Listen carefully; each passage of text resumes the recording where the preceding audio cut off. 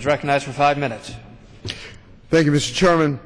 As a Gulf War and Iraq War veteran, I'm grateful for your leadership on the House Committee on Veterans Affairs and for your support of H.R. 4261. H.R. 4261, the Gulf War Health Research Reform Act of 2014, which I sponsored along with Ranking Member Kirkpatrick and full committee Ranking Member Michaud, restores the independence of the Research Advisory Committee on Gulf War illnesses to perform the role it has historically played, as intended by Congress, to improve the lives of Gulf War veterans. This bill is necessary because some career VA staff have been trying to revive the discredited 1990s fiction that nothing special happened to Gulf War veterans' health and that the problems experienced by Gulf War veterans are, quote, what happens after every war, unquote, due to psychological stress factors. Because there is no scientific evidence for this position, VA staffers have resorted to manipulating research studies and reports to try and revive this discredited theory. A major new VA Gulf War veteran survey, for example, included the questions necessary to identify PTSD, but not Gulf War illness. Most shockingly, VA has even manipulated new research of the Institute of Medicine by limiting the terms of its contracts. VA transformed an Institute of Medicine war treatment study ordered by Congress into a report based largely on psychotherapies. The Research Advisory Committee objected strongly to these actions, which threatened to mislead treatment research just as science is finally turning the corner. VA retaliated by eliminating the independence of the committee, changing its charter to remove its authority to review the effectiveness of government research programs and replacing the members serving on the committee. The effect of these changes can already be seen. The section of the new 2014 Research Advisory Committee report that detailed VA's manipulations of research had to be removed because the committee's authority to review the effectiveness of VA's research programs had been eliminated. The independent voice, so critical to honest research, will be all but replaced by September with those who seem to bend to VA's will. H.R. 4261 will have the authority of the committee and provide that its membership, instead of being appointed entirely by VA, will consist of 9 members appointed by chairs and ranking members of the House Veterans Affairs Committee and the Senate Veterans Affairs Committee, and 3 members by VA.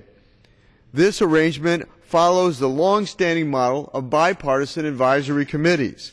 The Bipartisan Advisory Committee on Student Financial Assistance at the Department of Education. Current law provides that the Research Advisory Committee membership may include veterans, representatives of veterans, and the general public, while there are those who seek to limit veteran members to ill veterans, excluding most veteran service organizations, representatives, and others. The Research Advisory Committee has been well served by having both ill and other veterans serve on the committee. It is important to remember that the unwillingness of the VA to honestly address this illness is the reason Congress created the Research Advisory Committee in the first place. The 1997 congressional report that led to the legislation entitled Gulf War Veterans Illnesses, VA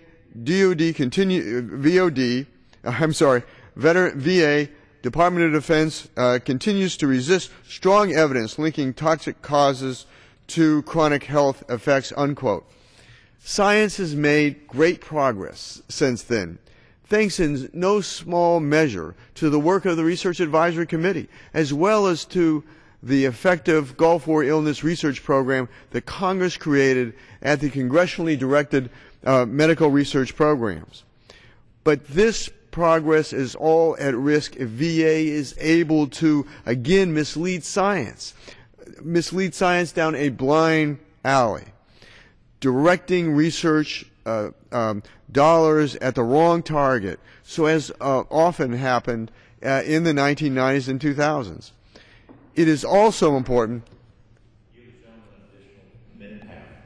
Gentleman is recognized for an additional minute and a half. Thank you, Mr. Chairman. It is also important to ask why VA has pursued this course.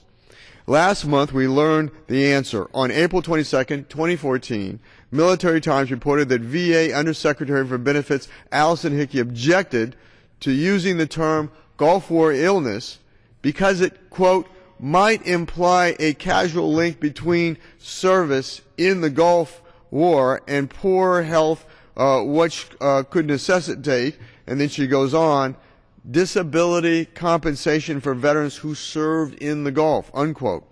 Even if this policy was morally justifiable and saving money was the only goal, it is wrong.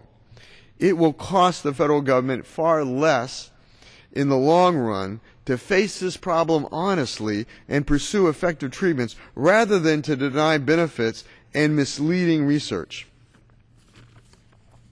and provide misleading research.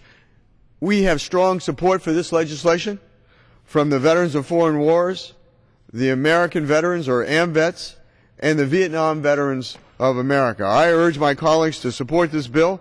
Without an independent research advisory committee, the slow but steady progress toward identifying treatments for Gulf War illness will most surely end.